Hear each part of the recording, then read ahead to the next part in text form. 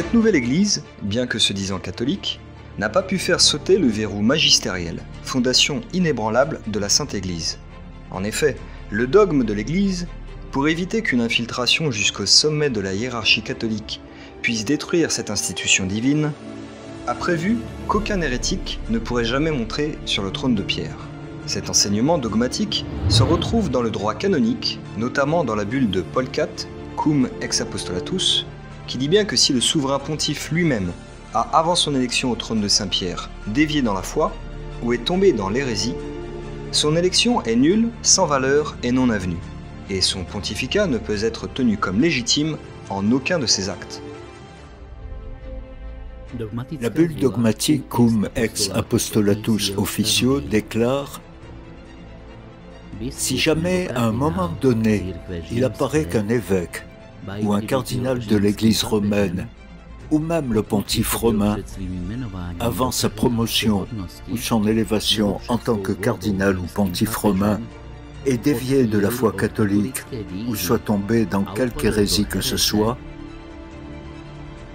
sa promotion, son élévation, même si elle avait été incontestée et décidée par l'assentiment unanime de tous les cardinaux, sera nulle, non avenue et sans valeur.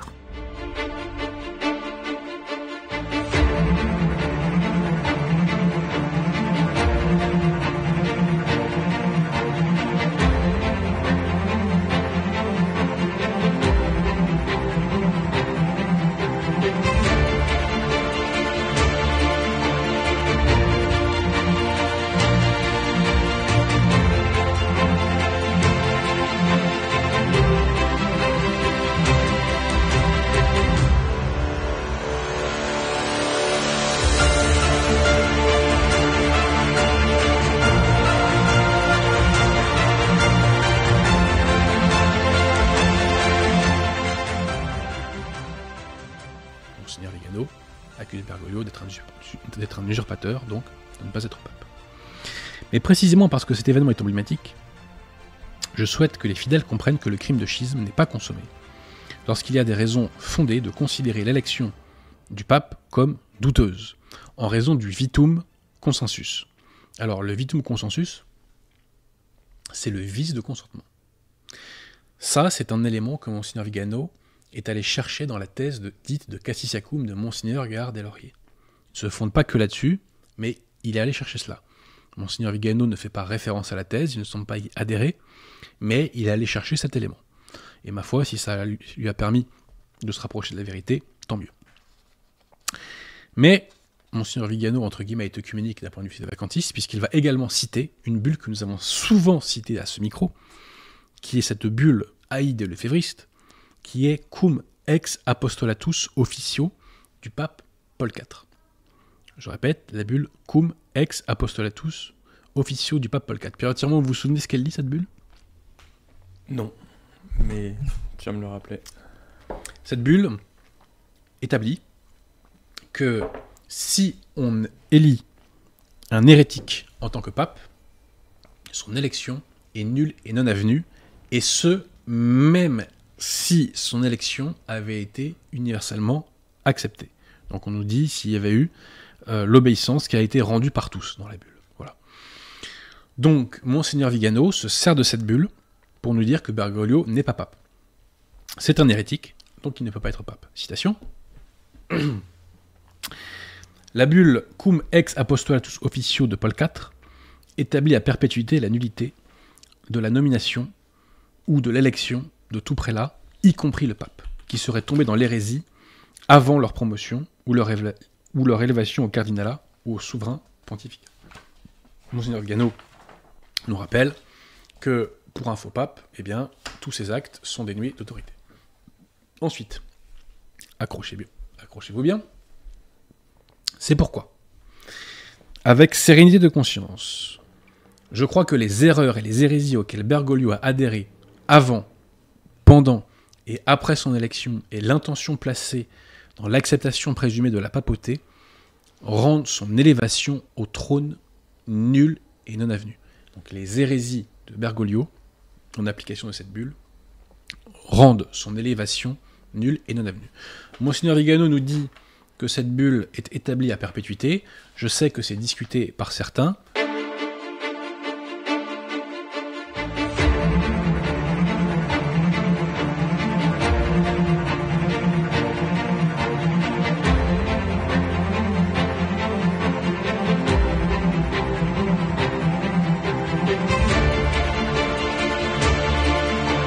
Mais peu importe pourquoi, parce que le code de droit canon de 1917 reprend cette disposition de la bulle Paul IV, et elle le cite même en note de bas de page. Le code de droit canon 1917, code 188, stipule également qu'en vertu d'une renonciation tacite admise par le droit lui-même, n'importe quel office est vacant, par le fait même et sans aucune déclaration, si les clercs se détachent publiquement de la foi catholique. Car d'après le magistère, si un cardinal parfaitement catholique, donc validement ordonné, est élu pape et qu'il accepte, il devient ipso facto infaillible et ne peut donc professer d'hérésie. Et c'est bien cette infaillibilité pontificale qui est le socle inébranlable de toute la religion catholique. En effet, qu'est-ce qui permet aux catholiques d'être sûrs que l'Église ne peut ni se tromper ni les tromper? C'est bien l'infaillibilité pontificale, qui fut promise par notre Seigneur au premier pape et à ses successeurs. Citation. Le Seigneur dit : « Simon, Simon, Satan vous a réclamé pour vous cribler comme le froment. Mais j'ai prié pour toi, afin que ta foi ne défaille point. Et toi, quand tu seras converti, affermis tes frères. Mais aussi, et moi je te dis que tu es Pierre, et que sur cette pierre je bâtirai mon église, et que les portes de l'enfer ne prévaudront point contre elle. » Ce dogme fut également spécialement réaffirmé au Concile Vatican I de 1870, selon lequel l'infaillibilité dogmatique du souverain pontife en matière de foi et de mœurs est engagée dès qu'il remplit sa charge de pasteur et de docteur de tous les chrétiens. En d'autres termes, lorsqu'il agit dans le cadre de ses fonctions officielles, ce qui exclut tous les actes de vie privée. Et c'est bien le fait que le pape ne puisse pas se tromper qui différencie le catholicisme avec l'ensemble des autres religions du monde. Car qu'est-ce qui permet aux catholiques de se savoir dans la vérité face aux erreurs des protestants et des orthodoxes? C'est bien l'infaillibilité pontificale. Qu'est-ce qui même assure aux croyants que la Bible n'a pas été trafiquée et comprend l'enseignement de Dieu? C'est encore l'infaillibilité pontificale. Et cette infaillibilité pontificale a permis aux 260 papes qui se sont succédés de ne jamais se contredire entre eux, pendant presque 2000 ans, ce qui en soi est un miracle éclatant qui manifeste cette assistance divine promise au chef de l'Église. Car aucun pape n'est jamais tombé dans l'hérésie en affirmant une doctrine contraire à celle de ses prédécesseurs. Après, Monseigneur Vigano parle aussi de la bulle de Paul IV. Il dit que cette bulle établie à perpétuité, elle va nous parler de la nullité de la nomination, de l'élection de tout prélat, y compris le pape, qui serait tombé dans l'hérésie avant leur promotion ou leur élévation au cardinalat ou au souverain pontifical. Elle définit la promotion ou élévation comme nulle, invalide et sans aucune valeur. Donc c'est intéressant aussi de considérer que Monseigneur Vigano, au contraire des gens qui suivent la thèse, il évoque la bulle de Paul IV.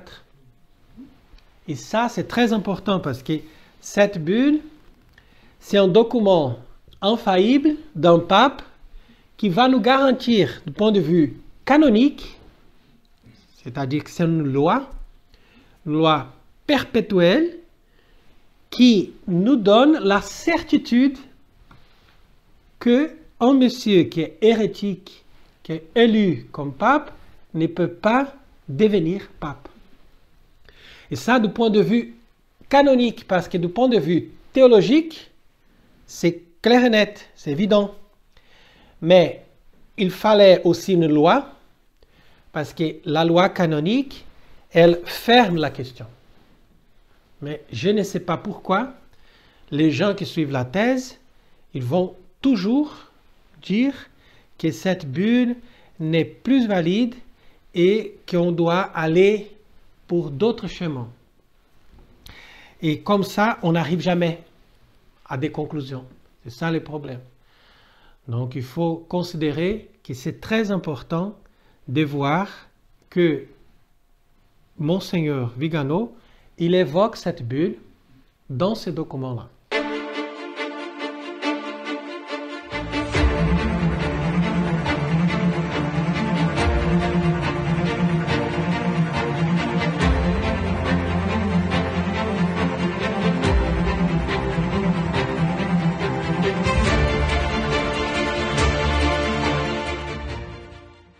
La bulle Cum ex apostolatus, elle est bien connue, elle est connue par tout le monde. Elle est abrogée, cette bulle, oui, en 1917. Oui, bien sûr, elle est abrogée dans le sens que cela a été refondu avec le nouveau code de droit canon, qui d'ailleurs ne parle pas du pape, puisque ce n'est pas une question du pape. Alors nous pensons effectivement que la bulle en tant que telle n'a plus force de loi. Il est d'ailleurs aboli s'il y avait besoin par Apostolice Vacante C10, donc du pape Pie XII, 1945.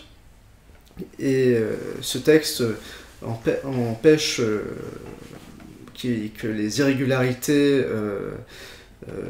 permettent d'avoir un doute sur le pape. Donc ce n'est pas une question d'irrégularité dans l'élection, d'hérésie.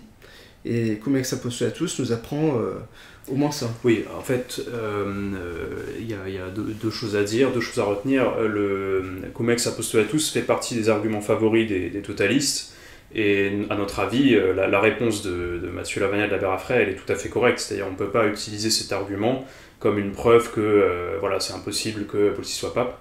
D'abord parce qu'on ne peut pas prouver sa pertinacité, comme on disait à l'instant, et ensuite parce que cette bulle n'a plus de valeur légale. Je me permets de faire un petit commentaire sur ce sujet. Nos auditeurs seront peut-être un peu troublés se demandent peut-être, mais comment ça se fait que Pie XII a voulu laisser la possibilité pour un hérétique d'être élu soit à un pontificat ou à une charge ecclésiastique? La réponse, elle est assez simple. En réalité, c'est une mesure de prudence en prévision d'un événement similaire au grand schisme d'Occident. Pourquoi? Parce qu'on a été dans une situation où en fait il y avait plusieurs obédiences concurrentes, et où chacune, on va dire, excommuniait l'autre, c'est-à-dire chacune prétendait que l'autre obédience était schismatique, voire hérétique, et donc si on a un document de droit canon qui dit que quand bien même vous seriez schismatique, hérétique, vous ne perdez pas votre charge ecclésiastique, ça permet par exemple d'organiser plus facilement un conclave avec toutes les différentes obédiences, de réconcilier tout le monde. Voilà, c'est pour ça que d'ailleurs, c'est Saint Pie X d'ailleurs au départ dans le code de droit canon qui a été publié sous Saint Pie X en 1917, que cette bulle a été abrogée, et l'abrogation a été reprise, précisée par Pie XII. Voilà, fin de la parenthèse.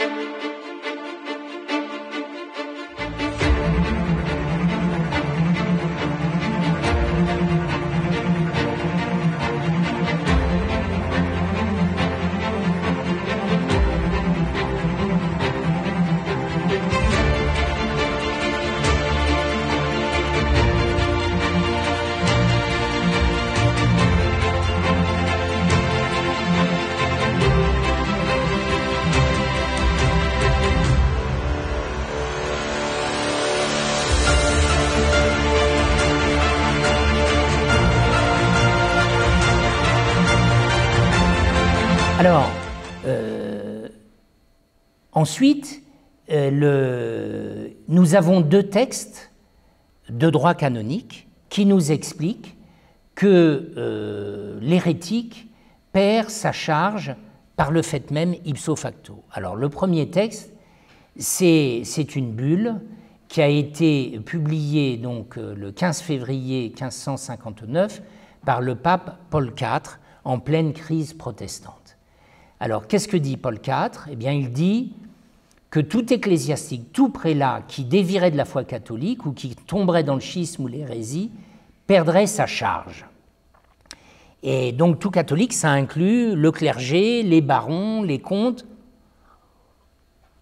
les rois, les empereurs, tous ceux qui, dans une société chrétienne. Et alors, dans le numéro 6 de cette bulle, il dit qu'un pape qui aurait adhéré à l'hérésie avant son élection verrait celle-ci frappée de nullité ipso facto, par là même, et sans qu'il faille y rajouter une déclaration. Et même si cette élection était acceptée par tous les cardinaux. Donc vous voyez, un pape qui serait élu, un pape hérétique qui serait élu, n'aurait aucune autorité sans qu'on ait besoin d'aucune formalité ou déclaration spécifique. C'est un texte extrêmement fort, si vous voulez, et enfin, qui est sans appel. Alors, ce texte est tellement vigoureux qu'il a été attaqué de toutes parts, et depuis longtemps, si vous voulez. Alors, dans le passé, il a été attaqué, et il a été attaqué d'un côté qu'on n'attendait pas, puisque, enfin, il a été attaqué d'abord par les opposants à l'infaillibilité pontificale au XIXe siècle. Vous savez, il y a eu le fameux Dollinger, qui était un Allemand qui était opposé à l'infaillibilité pontificale et qui donc a fait plusieurs livres contre l'infaillibilité pontificale. Il a dit, bah, voyez, un exemple des errements du pape, c'est cette bulle Cum ex apostolatus, elle est clairement excessive. Et donc, ça ne peut pas être un document infaillible du pape. Et alors, les ultramontains qui défendaient à l'époque l'infaillibilité ont repris cet argument et donc on dit oui, oui, la bulle est disciplinaire. Et aujourd'hui, les théologiens, y compris CD vacantistes, considèrent que cette bulle n'oblige pas et est disciplinaire. Vous voyez, ça a été le cas de l'abbé Lucien lorsqu'il défendait encore la thèse de Cassisiacum. C'est le cas de l'abbé Ricossa. C'est le cas du père Albert d'Avrier et puis de plusieurs fidèles de votre paroisse qui ont fait des brochures à ce sujet. Je ne sais pas s'ils sont là, mais je serais content d'en discuter avec eux. Et donc, il nous explique, cette bulle a été abrogée par la Constitution Vacante Sede Apostolica de Saint Pie X sur l'élection papale, et elle n'a pas été reprise par le Code de droit canonique en 1917. Alors, pour ma part, je ne partage pas du tout leur point de vue. Alors, ce point n'est pas tranché par l'Église, mais je vais quand même vous donner mon point de vue. Moi, je considère que cette bulle ne traite pas d'une matière contingente, mais bien d'une matière dogmatique, puisqu'il s'agit de savoir si dogmatiquement un hérétique peut monter sur le siège de Pierre. Ça, ce n'est pas une question de discipline, c'est bien une question dogmatique. Bon. Ensuite, cette bulle n'est pas un texte isolé dans l'histoire de l'Église. Cette bulle Cum ex apostolatus reprend les dispositions du 4e concile du Latran sous Innocent III contre les cathares, contre les hérétiques. C'est la reprise des dispositions du 4e concile du Latran, c'est le 12e concile écuménique. Et ensuite, il y a eu de nombreux papes qui ont pris les mêmes dispositions avant Paul IV. Vous avez Nicolas III, Innocent IV, Alexandre IV, et ensuite, après Paul IV, vous avez Saint Pie V qui a repris dans 2 bulles ces dispositions. Donc vous voyez bien que c'est un principe constant dans l'Église, qu'un hérétique ne peut pas avoir de charge, c'est tout, c'est un fait. C'est donc pas une question disciplinaire. Et dire que ça n'a pas été repris par le Code, ça me paraît absurde, puisque cette bulle est citée dans de très nombreux canons du Code comme étant les sources du canon en question. Donc cette bulle, elle a été, mon humble avis est qu'elle est toujours valable.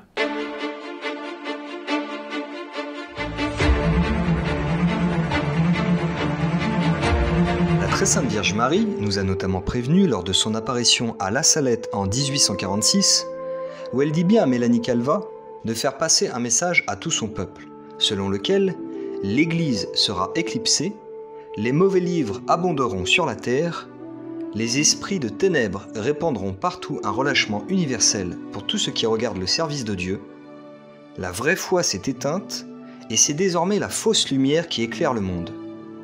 Puis elle ajoute, Rome perdra la foi et deviendra le siège de l'Antéchrist. Bien qu'étant du domaine de la révélation privée et non de foi, on peut penser qu'il s'agit bien ici d'une éclipse, où l'Église conciliaire cache, donc éclipse, l'Église catholique, en occupant le Vatican et en usurpant son autorité dans ses institutions. Rome a bien perdu la foi, puisque le Vatican professe depuis Vatican II des hérésies, et est bien le siège d'un antéchrist, puisque les pontifes conciliaires combattent la foi du Christ.